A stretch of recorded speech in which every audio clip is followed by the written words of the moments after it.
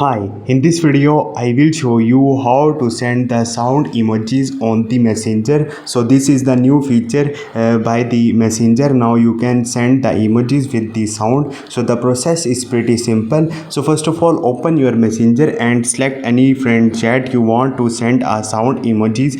Once you will open it, now you have to click on the message typing icon and you will see a emoji button. Simply you have to tap on it, and once you will tap on it you will see multiple options here. Also you will see a sound button here. Simply tap on it and here you will see different emojis with the sound. Select any emoji and send it. So in this way you can send sound emojis on the messenger. Hope this video will helpful for you. See you next time. Thank you.